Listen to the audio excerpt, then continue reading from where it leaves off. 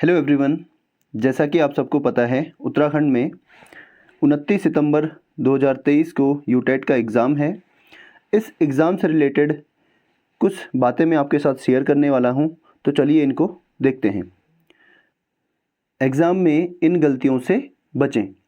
Exam के दिन बहुत ज़्यादा प्रेशर होता है और इसी प्रेशर की वजह से आपकी ओएमआर शीट में गलतियां होने के चांसेस बढ़ जाते हैं।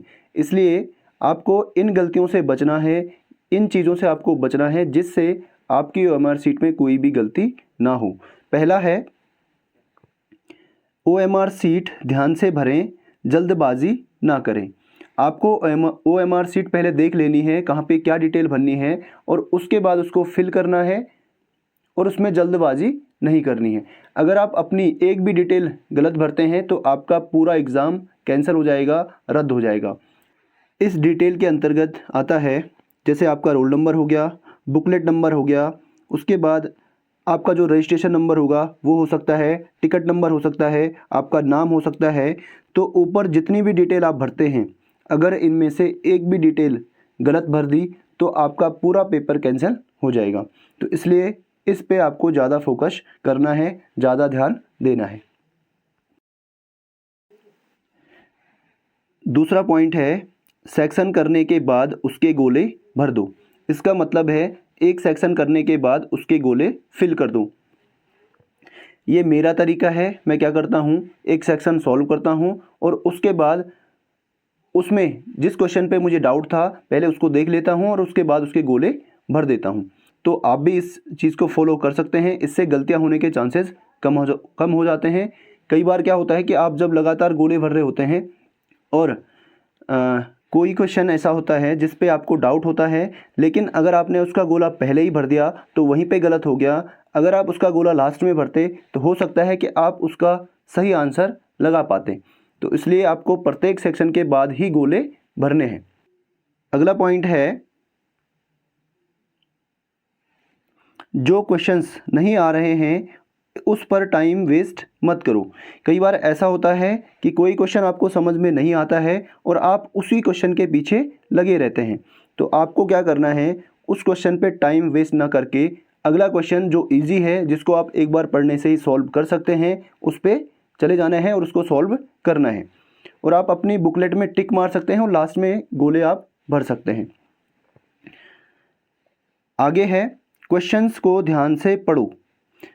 अब देखो, ये सबसे इम्पोर्टेंट पॉइंट है इन पॉइंट्स में से, ठीक है। क्वेश्चन को ध्यान से पढ़ो। इसमें क्या होता है, क्वेश्चन अगर आप शुरू में पढ़ेंगे तो आप आधा ही पढ़ के क्या करते हैं, उसका आंसर देने लगते हैं। जबकि आप अगर क्वेश्चन पूरा पढ़ेंगे तो उसके लास्ट में नहीं रहता है, क्या रहता है, नहीं रहता है। तो इसलिए आपका वो क्वेश्चन वहाँ पे गलत हो जाता है, क्योंकि वो क्वेश्चन आपने आधा ही पढ़ा था। तो ये चीज़ आपको ध्यान रखनी है कि क्वेश्चन को आपको ध्यान से पढ़ना है और लास्ट तक पढ़ना है। अगला पॉइंट है, जो सेक्शन आपको सबसे इजी लगता है सबसे पहले उसको कर दो। देखो, ये एक साइकोलॉजिकल फैक्ट भी है।